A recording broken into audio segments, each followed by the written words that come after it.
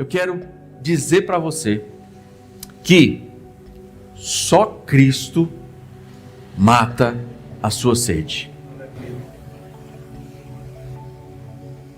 Mas essa, por incrível que pareça, é uma afirmação que eu não sei se a gente consegue entender tudo que está inserido nela. Veja que você não mudou nem a sua expressão facial.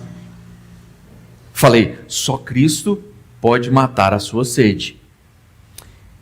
E é daquelas frases, jargões evangélicos, que parece que, de tanto a gente dizer, não exercem o mesmo efeito na nossa alma, na nossa vida. Sabe por quê? Porque mesmo acreditando nisso, eu e você buscamos outras coisas para a nossa sede. E há um problema nisso. Deus nos conhece. Ele sabe que nós somos pó. Ele sabe das nossas fraquezas. Mas, quando a gente que diz conhecer a Deus, que fala no nome dEle, que sente a presença dEle quando a gente canta como a gente acabou de cantar, quando a gente busca em outros locais, quem não conhece a Deus, segue nosso exemplo. Quem não conhece a Deus, para e pensa, uau, aquele ali que diz que conhece a Deus, está buscando aqui, quanto mais eu, ali deve ser bom também. E devagarzinho, a gente vai atenuando, diluindo algumas verdades incríveis da palavra de Deus. Incríveis não foi uma boa palavra, né? Sensacionais da palavra de Deus. A gente vai atenuando, diluindo. A nossa vida é para ser sal e luz, e não um solvente das verdades de Deus. Não é para a gente diminuir, é para a gente engrandecer. Você já deve ter ouvido na Bíblia essa expressão, engrandecei o seu nome. Como é que eu consigo engrandecer o nome do Deus Todo-Poderoso? É quando eu deixo claro na minha vida que Ele é grande. Porque se você já me ouviu dizer isso, se você sair no seu vizinho e perguntar, você acredita que Deus existe? As chances de você encontrar alguém que diga, não, eu não acredito. Existem pessoas assim, infelizmente, mas são muito baixas. O problema das pessoas não é acreditar que Ele existe, é saber que Ele é Deus. É saber que Ele é Deus. E que Ele nos ama de uma forma perfeita. As pessoas do mundo estão constantemente tentando nos colocar na nossa cabeça que Deus erra com a gente. Gente, como assim? Nós estamos numa sequência de mensagens, eu não sei se você tem acompanhado, mas elas estão todas interligadas. Primeiro a gente conversando numa mensagem que o tema era, fica tranquilo, não depende de você. Fica tranquilo.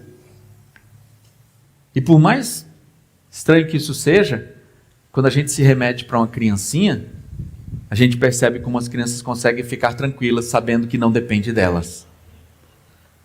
Depois a gente conversou, no domingo passado, com uma mensagem que fazia um contraste entre clamar e reclamar.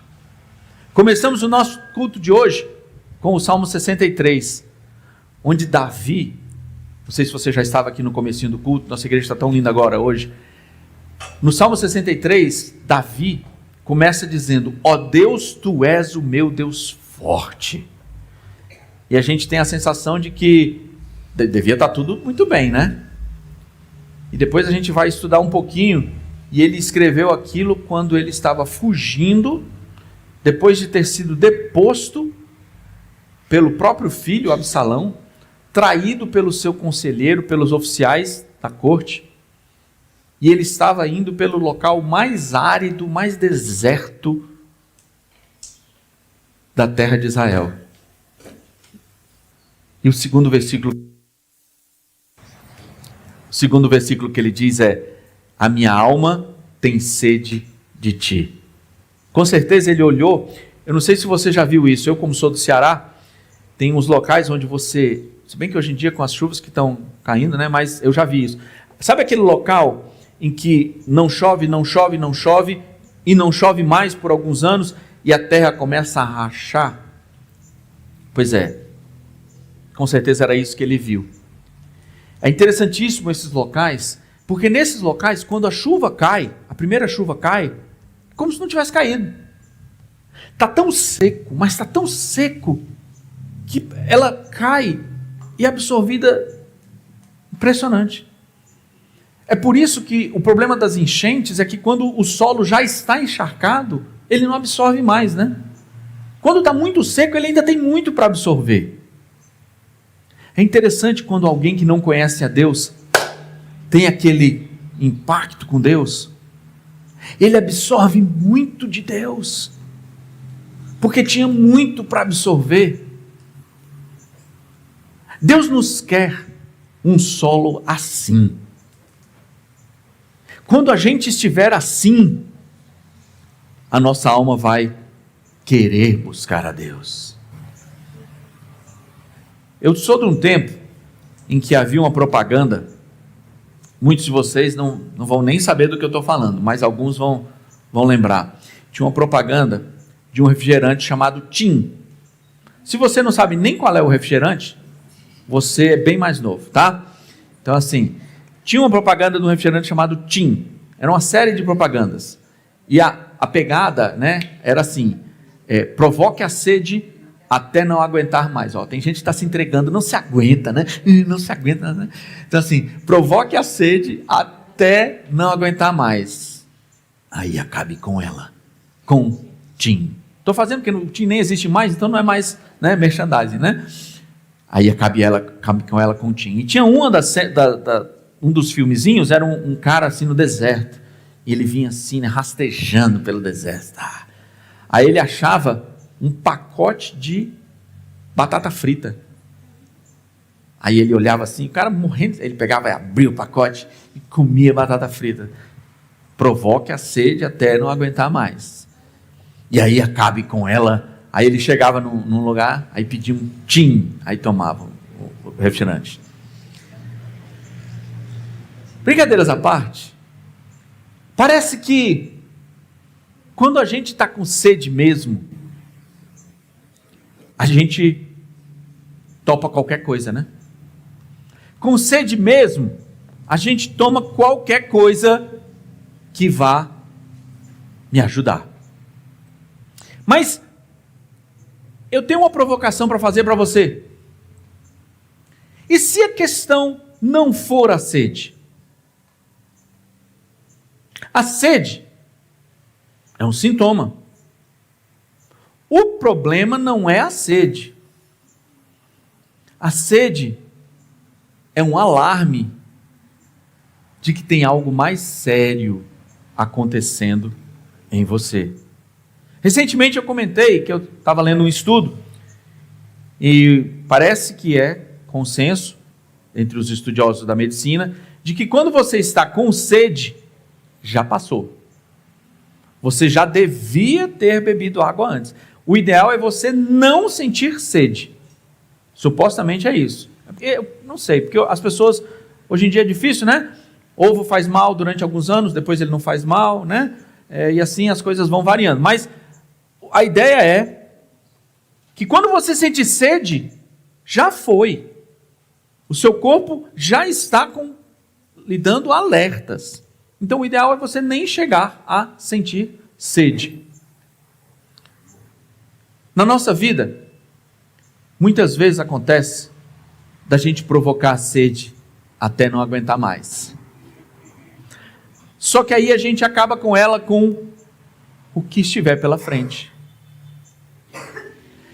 Note que quando eu preparei o tema da mensagem, foi assim: só Cristo pode... Qual é o verbo que eu usei? matar a sua sede. Mas eu vou te dizer uma frase que pode te chocar. Muitas outras coisas acabam com a sua sede também, mas não matam. O problema são as coisas que aplacam a sua sede, diminuem a sua sede, normalizam a sua sede, mas não matam. Porque essas coisas nos afastam do local onde a gente deveria matar a nossa sede. Jesus falou a mesma coisa que eu estou falando certa vez para uma mulher. E você conhece esse episódio.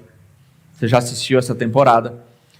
É aquele episódio em que Jesus chega e diz: mulher, se você soubesse quem é que está lhe pedindo água, você que pediria e eu lhe daria água de beber. Jesus chegou para uma mulher samaritana. De uma vez só ele desfez uma dezena de preconceitos e erros que o povo de Deus, que nós inventamos. De uma vez só. Ele falou sozinho, um homem com uma mulher. Ele era judeu, ela era samaritana. Ele sozinho. Então, ele acabou com diversos preconceitos e diversas bobagens que as pessoas tinham inventado. E eu vou convidar você para abrir, ligar sua Bíblia no único evangelho que fala sobre isso. Curioso, né?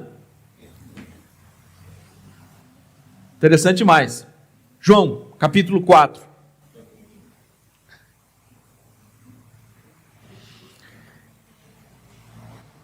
A Bíblia diz que os discípulos estavam indo para um local. E é muito legal, porque na cabeça dos discípulos, eles estavam só indo. E muitas vezes, nós como igreja, nós como povo de Deus, a gente não entende isso. Que nós não estamos só indo. O seu objetivo não é ir para o céu. Já falei isso, já preguei sobre isso, não sei se você estava aqui. Se o seu objetivo é ir para o céu, eu creio que para a maioria de vocês esse assunto está resolvido, você pode ir para casa. Se você está salvo, você está salvo. Esse não é seu objetivo. O objetivo de Jesus não era viver a eternidade apenas na presença do Pai. O objetivo do Pai não era simplesmente desfrutar a eternidade na presença de Jesus, do Espírito Santo, dos seus anjos. Não. A Bíblia diz que, pois Deus amou ao mundo de tal maneira que deu o seu Filho unigênito para que todo aquele que nele crê não pereça. O meu objetivo não é ir para o céu. Isso aí Jesus já resolveu para mim. O meu objetivo é levar uma porção de gente comigo. Amém. O meu objetivo é dar uma trupicada numa centena de gente que está correndo para o inferno para eles caírem e pararem de correr para lá. Esse é o nosso objetivo. O nosso objetivo é dizer para as pessoas que quem quiser pode estar lá também. Na hora que Deus achar que essa parte está cumprida, está cumprido. Assunto concluído para mim. Mas o nosso objetivo tem que ser amar as pessoas de um jeito que eu não me conforme de acordar alegre porque eu sou salvo. O povo de Deus não está só indo para Nova Jerusalém. O povo de Deus está levando gente. Os discípulos estavam indo com Jesus e eles achavam que era só um caminho. Não, enquanto eles iam, Jesus ia fazendo o que era preciso fazer. Enquanto nós estivermos indo e salvando pessoas, a gente vai estar curando, libertando, abençoando, aplacando a fome, cuidando, sarando feridas, enquanto a gente caminha. O nosso objetivo não é saciar a fome de ninguém. Esse não é o objetivo do povo de Deus. O objetivo do povo de Deus não é educar ninguém. O objetivo do povo de Deus não é resolver a injustiça social. O objetivo do povo de Deus não é resolver o preconceito. O objetivo do povo de Deus é salvar, é trazer as pessoas para Cristo. Enquanto a gente estiver fazendo isso, a gente precisa combater preconceito, alimentar as pessoas, curar, transformar, trazer salvação, libertar, enquanto a gente estiver salvando. É aí que às vezes a gente erra. Porque todas as outras coisas o mundo pode fazer. O mundo sabe alimentar as pessoas. O mundo sabe resolver o problema da educação. O mundo sabe resolver o problema da ética. O mundo não sabe trazer as pessoas para Jesus. Você sabe. Os discípulos iam passando e Jesus disse assim: vocês vão, eu vou ficar aqui, nesse poço. Que, aliás, era um poço que estava ali porque os patriarcas tinham construído e usado aquele poço. E aí, no calor do dia, diz a palavra de Deus, Jesus estava lá, quente. Gente, quente. E disse que uma mulher veio buscar água. Ninguém vinha buscar água naquele horário. Aquela mulher só ia buscar água naquele horário porque ninguém vinha buscar água naquele horário. Porque ela estava cansada das pessoas olharem para ela e a acusarem do que ela era. Ela queria aplacar a sede dela. Jesus queria matar a sede dela. E é interessante porque a gente acompanha e a gente vê. O problema daquela mulher não era a água. Porque a água ela podia buscar em qualquer horário. O problema dela não era a água. O problema dela era a vergonha, a culpa. Ela achava que não tinha valor. Ela estava hoje em dia é chique falar, ela estava em um lugar, não é legal? Hoje em dia é muito legal as pessoas, não, eu estou em um lugar muito bom. Como assim? Né? Pois é, mas é chique. Ela estava em um lugar em que ela achava que não valia nada. Ela sou eu. É você. Ela é qualquer pessoa sem Deus. E Jesus chega para ela e diz assim: você me dá um pouco d'água? Tão legal. Ela tinha o quê? Um balde, talvez 2 cântaros, né? E ela diz assim: você não está entendendo não? Você não é pessoa para me pedir água não, rapaz. Você é um judeu, homem judeu, eu sou uma mulher samaritana. Como assim?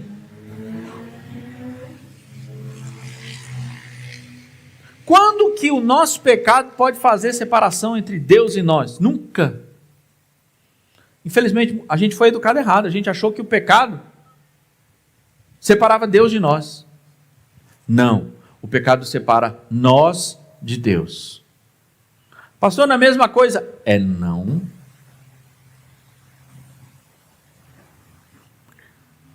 Nada pode separar você do amor de Deus.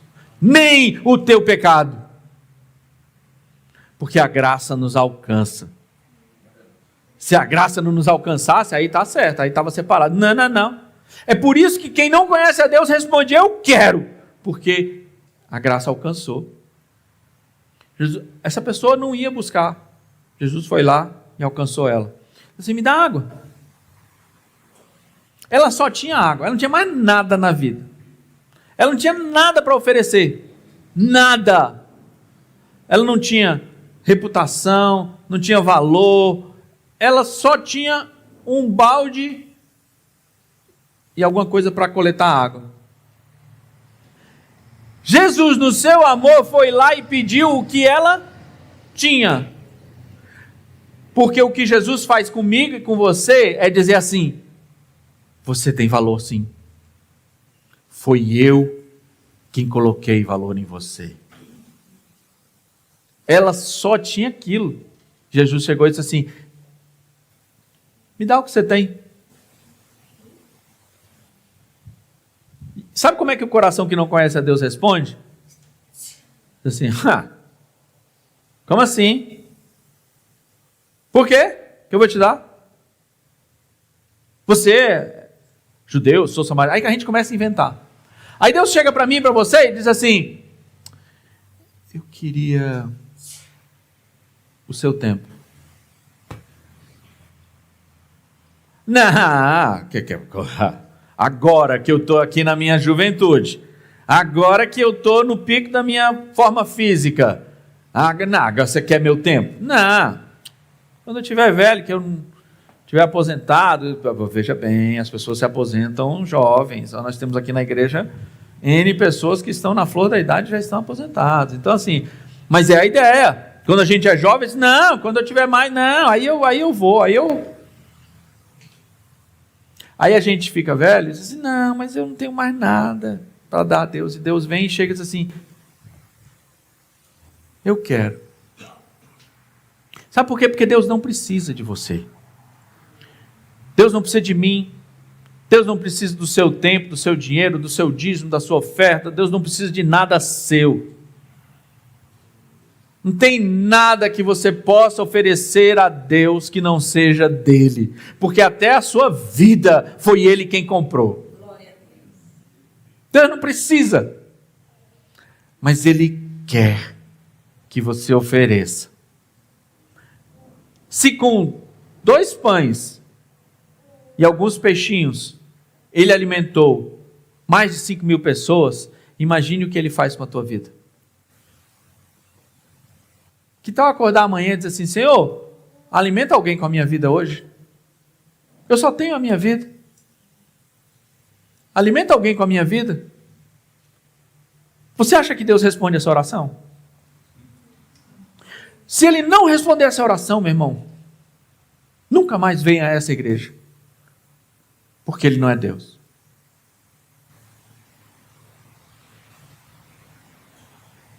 Eu aposto tudo que eu sou que ele vai responder essa oração. Se você disser: Senhor, eu só tenho a minha vida, usa a minha vida para alimentar alguém. Ah, Senhor, e tem mais. O Senhor escolhe. Porque você já reparou como a gente é tão ruim que às vezes a gente escolhe quem é que a gente quer alimentar? Não, aquela pessoa eu não quero alimentar, não. Ela que morra de fome.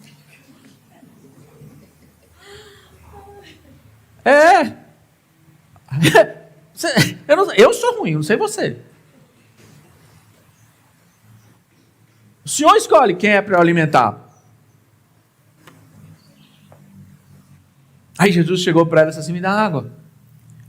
Aí ela disse: não, dá, começou com história, com desculpa, blá, blá, blá, blá, blá, mimimi.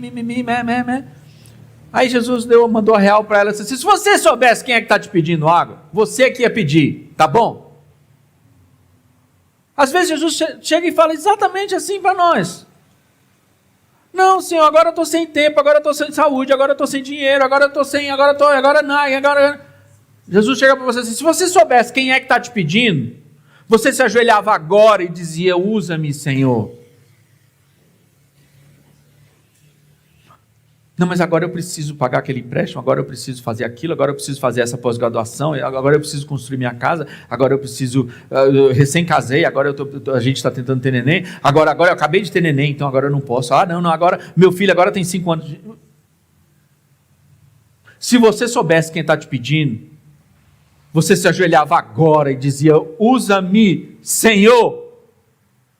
É isso que Jesus está dizendo para ela e para nós.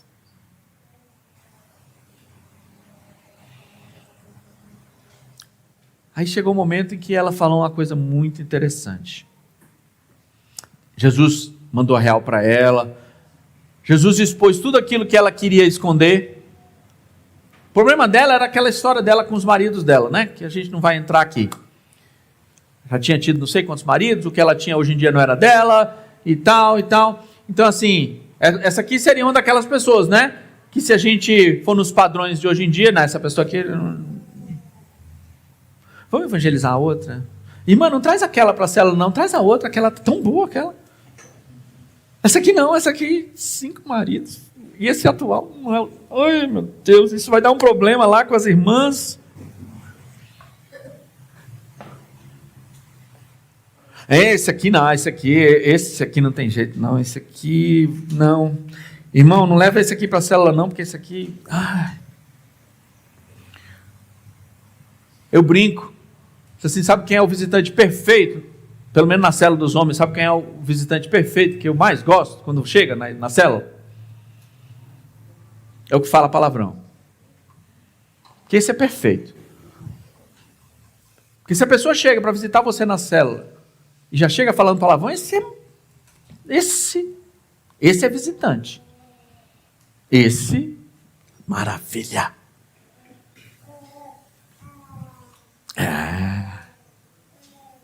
Não é? É, Marcos. Jesus foi atrás daquela mulher que achava que não valia nada, e que a cidade inteira achava que ela não valia nada. E ele chegou para ela e disse assim, vamos resolver o problema? O seu problema é que você acha que eu sou Deus, e eu não sei o que está acontecendo com você. Eu sei. E deixa eu te falar, eu já resolvi isso na cruz. Deus está chegando para mim e para você hoje, para você que está nos ouvindo, dizendo assim, qual é o seu problema? Aquela coisa que está escondida na sua vida lá, aquela dúvida que você tem, aquele lá, você acha que eu não sei? Eu estava lá quando você estava fazendo aquilo, tá? Então, isso aqui não é a questão. A questão é quem eu sou. A questão não é o tamanho do seu problema. A questão não é a mancha que você tem na sua alma. A questão não é a dificuldade que você tem. O que você vai ter que explicar para os seus amigos. O que você vai ter que explicar para a sua esposa, para o seu esposo. Essa não é a questão. O Evangelho não é sobre nós. O Evangelho não é sobre mim, sobre você. O Evangelho é sobre Ele. A questão é quem Ele é. Domingo passado a gente entendeu isso, a gente conversou, os discípulos lá no barquinho, achando que o problema era a tempestade. A tempestade não era a questão, nunca foi. A questão é quem Jesus é. A questão é onde você quer matar a sua sede. E deixa eu explicar, tem uma coisa muito interessante que às vezes a gente não entende. Jesus chegou para ela e disse assim, aquele, porém, que beber da água que eu lhe der, nunca mais terá sede. Você fica preocupado com isso? Então quer dizer que só precisa beber uma vez? É isso? Vou ler de novo para você. Não sei se você... Às vezes você tem 60 anos de crente e tinha dúvida sobre isso. Aquele, porém, que beber da água que eu lhe der, nunca mais terá sede.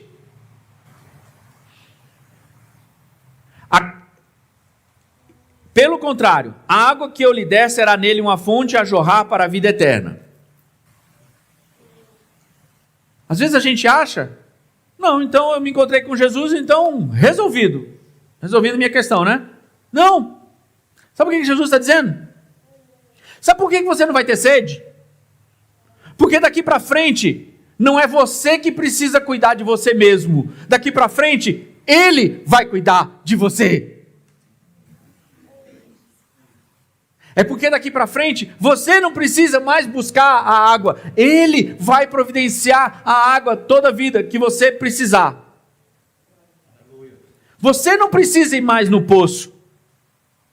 Eu vou ser a fonte da sua vida. Você não vai precisar mais ficar buscando, feito um desesperado, na ciência, na internet, onde for, algo para saciar a sua sede. Eu vou ser a sua fonte, e eu vou providenciar, eu vou cuidar de você. Você já reparou que os médicos, quando o bebê nasce, a orientação dos médicos é, não precisa da água? Não precisa. não precisa dar água. Neném recém-nascido não toma água. Como assim não toma água? Não é, Marcos? É. Ó, o Marcos está dizendo, é. Neném recém-nascido não toma água. Porque tem tudo que ele precisa no leite da mãe. Na hora que ele precisa. Na temperatura que ele precisa. Fala sério. Se essa ilustração não te diz nada sobre o amor de Deus, o que mais que Deus precisa fazer? Ele não precisa de água. Ele não precisa buscar água. O alimento está ali. A gente precisa parar de buscar onde não é a fonte de Deus. Não é na sua família que você vai buscar, vai encontrar o amor que você precisa. É em Deus que você vai encontrar o amor que a sua família precisa. É diferente. E as pessoas dedicam a vida inteira à família. Crentes, gente de Deus, dedica a vida inteira à família. E depois reclama com Deus. Buscaram matar a sede na alegria da família. Aplaca a sede. Eu conheço um número enorme de pessoas que têm uma família extremamente bem resolvida. E não tem nada a ver com Deus. E é uma família feliz. E é uma família bem ajustada. E é uma família que vai para o inferno. A gente tem medo de dizer.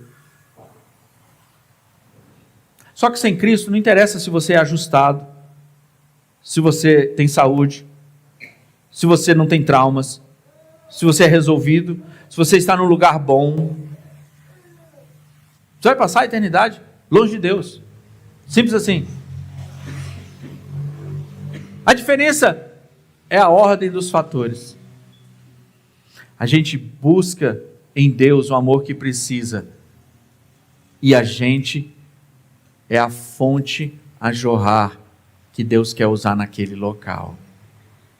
É interessante que a gente lê esse texto e diz assim, o texto diz, aquele porém que beber da água que eu lhe der nunca mais terá sede, pelo contrário, a água que eu lhe der será nele uma fonte a jorrar. E a gente acha que é para nós essa fonte.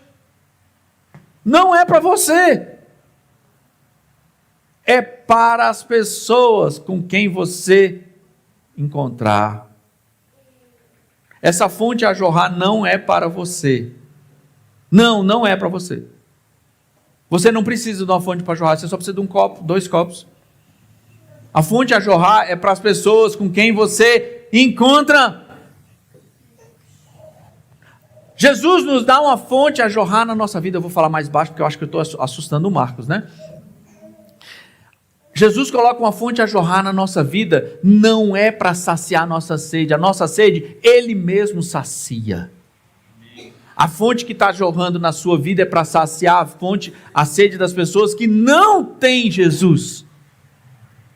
Eu vou dizer de novo, para ver se você decora. A sua sede, Ele vai matar. Você não precisa se preocupar, você não precisa nem botar o copo. Ele providencia para estar na sua vida. A fonte que Ele quer colocar na sua vida a jorrar é para as pessoas que ainda não buscam nele. E Ele mata essa sede através de você, dessas pessoas. Mas aí a igreja às vezes vira uma piscina, quando deveria ser um sistema de água para as pessoas. Senhor, disse a mulher, vejo que tu és profeta. Ele era profeta?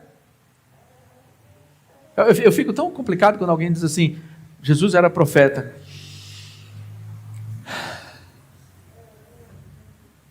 Se a gente for lá no conceito teológico de que o profeta é aquele que proclama a vontade de Deus? Sim.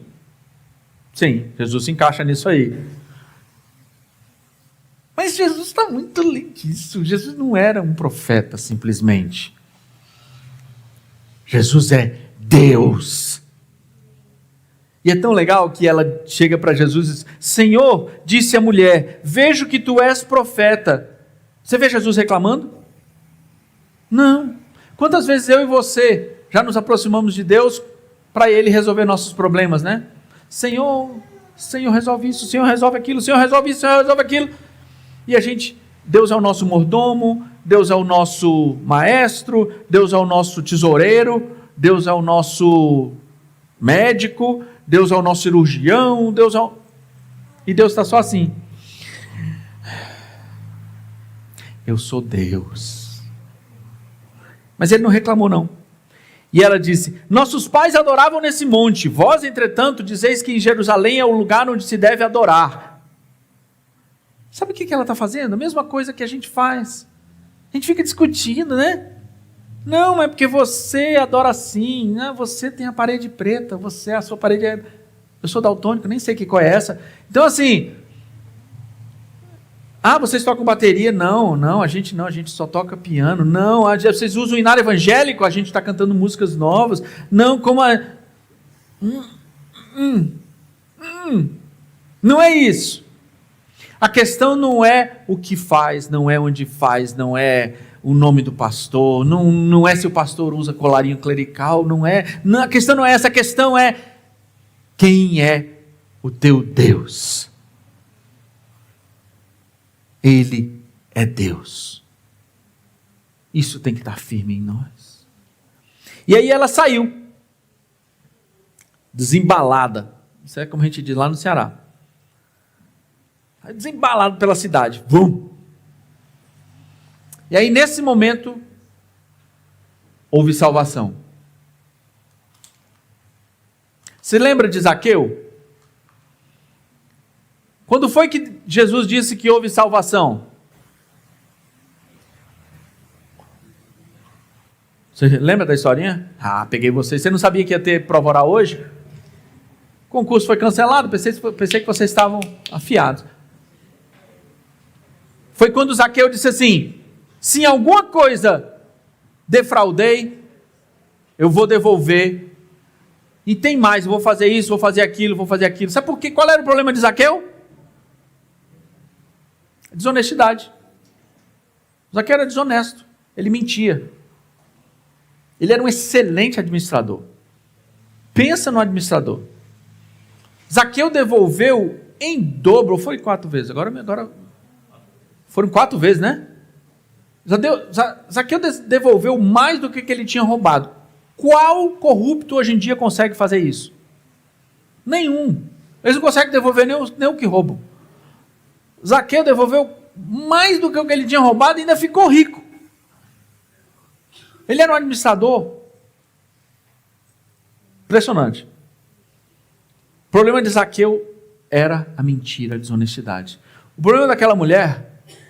Aí quando ele falou isso, Jesus disse assim: hoje houve salvação. Ele foi resgatado. Quando aquela mulher saiu correndo para aquela cidade, houve salvação sobre a vida daquela mulher. Sabe por quê? Porque o problema daquela mulher era a culpa, a vergonha. Ela ia pegar água meio-dia porque ela tinha tanta culpa e tanta vergonha que ela não queria encontrar com ninguém, pois ela saiu correndo para encontrar com as pessoas. Que pessoa é essa? Uma pessoa nova. Nova criatura sois. É uma pessoa nova. Mas ela continua com o mesmo passado? Continua. Continua com as mesmas feridas? Continua com as mesmas feridas. Continua com os mesmos traumas? Continua. Mas ela foi curada. Conhecereis a verdade e a verdade vos... Você conhece o versículo, né? Conhecereis a verdade vos libertará. Ela foi liberta. E ela chegou para as pessoas e disse assim,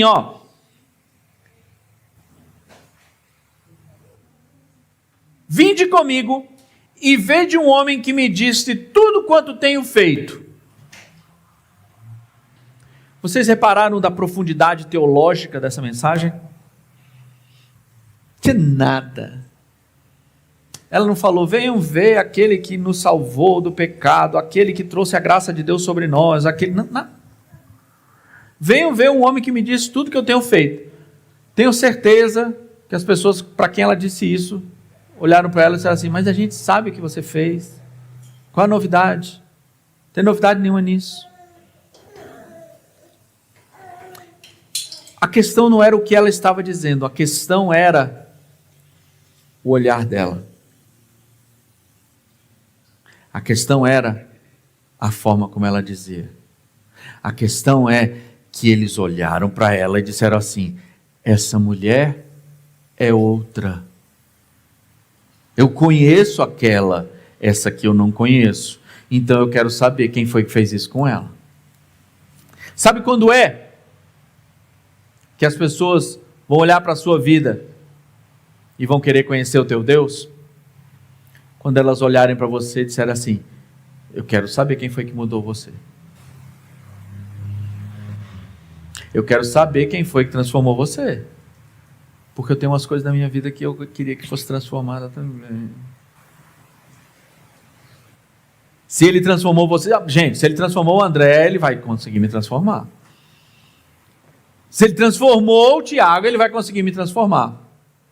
Se ele transformou o Sérgio, ele vai conseguir me transformar. As pessoas que não conhecem a Deus não têm comentado nada sobre Deus com você? Deixa eu te mandar a real. É porque você não tem sido sal e luz. É porque, não pastor, não fala assim que as pessoas não vêm domingo que vem.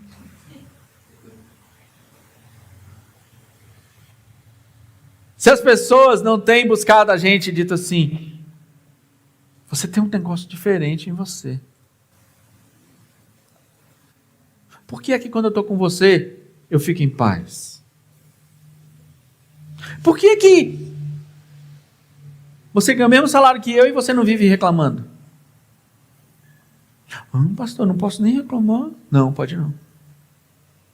Mas não é porque você não quer reclamar. É porque o seu coração é grato, é diferente. Porque se você não reclama só porque você não pode reclamar, uma hora você vai reclamar. Tem uma hora que vai reclamar. Por que é que você...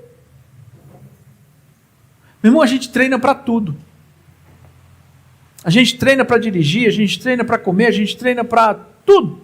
Aliás, eu acho interessantíssimo demais as pessoas que gostam muito de academia, eu vou treinar. Para quê? Essa palavra treinar, eu me engancho com ela, entendeu? Não, eu vou treinar. Você vai competir, tem uma prova lá na frente e tal, né? Mas eu já tive essa discussão e as pessoas ficam bravas comigo. Não, você vai se exercitar, né? Treinar quando você treina para aprender algo, né? Então assim, mas a gente treina para tudo. E acha que não precisa treinar para ser sal e luz. Treine. Procure uma célula. Treine. Não, eu já sei falar das pessoas. Sabe, quantas pessoas você trouxe para Jesus nesse ano? Pastor, o senhor está muito chato hoje nesse sermão. Veja, irmão, Deus não me chamou para ser agradável. Ele me chamou para pregar o Evangelho. E o Evangelho de Deus é o poder para a salvação das pessoas. Treine. Se equipe. Coloque, aprenda. Exercite. Saiba o que dizer para as pessoas. E aquela mulher terminou com uma frase dizendo assim: será este o Cristo? Você já tinha reparado que ela diz isso para as pessoas? Será este o Cristo? Você já experimentou lançar uma dúvida na vida das pessoas? Dizendo assim: Você conhece, você acredita que Deus é Deus? Sim, sim, sim, Deus é Deus. É. Você tem um relacionamento com Deus pessoal? Ele fala com você? Você tem coragem de perguntar? Porque a resposta vai ser assim: você fala? Opa. Então, aprende a falar antes, né? Conversa antes. Mas, se você mostrar que você fala, as pessoas vão querer te ouvir. Quando alguém tiver uma dúvida, clame a Deus para você ter a resposta. Exercite, pratique, busque a Deus. Viva a vida de Jesus. Eu vou terminar, meu irmão, antes que eu perca a sua atenção. Você recitou um versículo para mim enquanto eu estava aqui pregando. Eu disse assim: e conhecereis a verdade, e a verdade vos libertará. Você sabe o que tem antes desse versículo?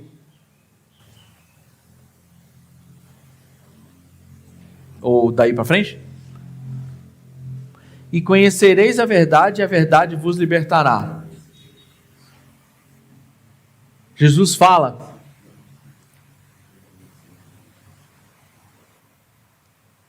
das pessoas serem seus discípulos. Aí ele coloca uma vírgula e diz: e conhecereis a verdade, e a verdade vos libertará. Deixa eu te falar. A melhor maneira de conhecer a verdade é andar com ela. Quando alguém te conta sobre a verdade, acontece o que aconteceu com essa mulher aqui. Eles saíram, pararam o que estavam fazendo e foram encontrar Jesus. E você sabia que Jesus passou 2 dias lá falando com essa cidade? Diz assim... Me perdi aqui, já voltei.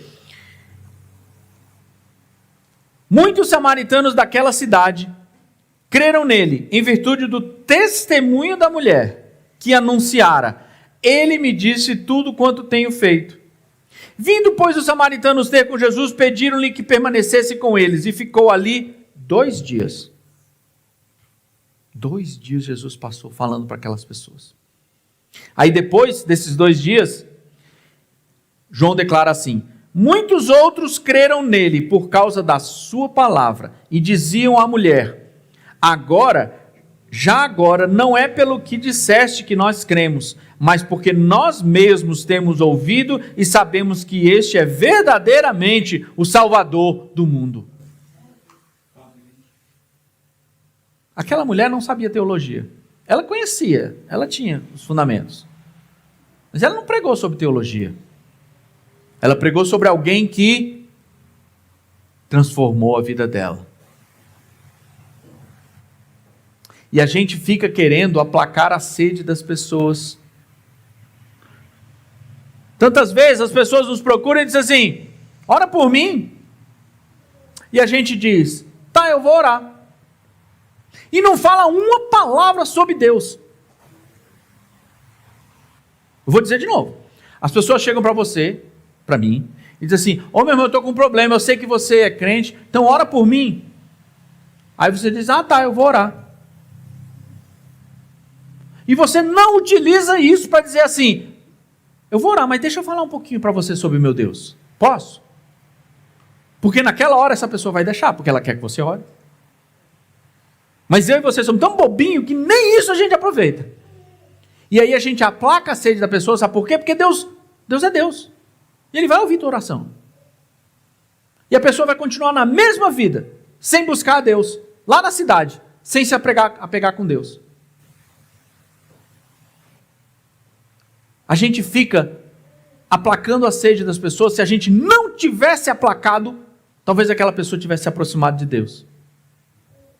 Ixi, pastor, então não é para orar para a pessoa? Claro que é! Mas fala do Deus para quem você está orando. A gente tem que falar é de Deus. Não interessa se você vai orar e o problema da pessoa vai ser resolvido. Não interessa se você vai orar e aquela pessoa vai sarar. O que interessa é o Deus que você serve. Busca para você ser uma fonte a jorrar.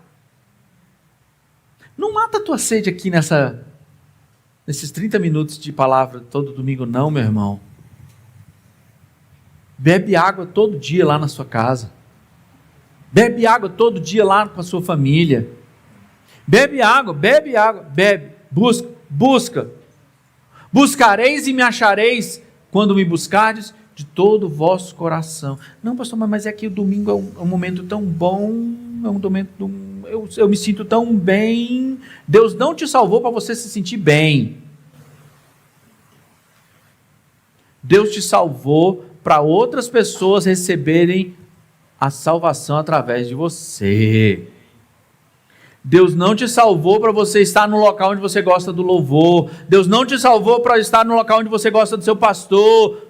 Deus não te salvou para estar no local onde os irmãos gostam de você. Deus te salvou para as pessoas receberem salvação através de você. Essa é a verdade. Conhecereis a verdade, e a verdade vos libertará. Que legal que a nossa igreja não tem muitas portas, né? Depois da pandemia a gente abriu tanto, isso aqui é quase uma tenda, né? Mas seria muito legal se a gente tivesse pessoas percebendo a nossa vida aberta como essa igreja aqui, né? Percebendo nossos problemas, nossas dificuldades, percebendo aonde a gente vai buscar água. Ensine as pessoas onde matar a sua sede. Quando elas matarem a sede da fonte que jorra através de você, deixe claro que a fonte não é sua. Deus não divide a glória dele com ninguém. Quando as pessoas matarem a sede através da fonte que ele colocou na sua vida, deixe claro que não veio de você. É dele. É ele quem faz. Toda a glória é dele. Todo louvor é dele. Eu não mereço nenhum louvor. De mim não tem nada que você possa aproveitar. Só o que é ele em mim. Viva a água viva que Deus colocou para você viver. Fica tranquilo, não depende de você, é Ele quem vai te alimentar. Clame e Ele vai te dar de beber. Clame. Viva. Não se conforme em passar a vida com sede de Deus. Quem tem ouvidos para ouvir, ouça o que Deus nos fala hoje. Louvado seja o nome do nosso único Deus.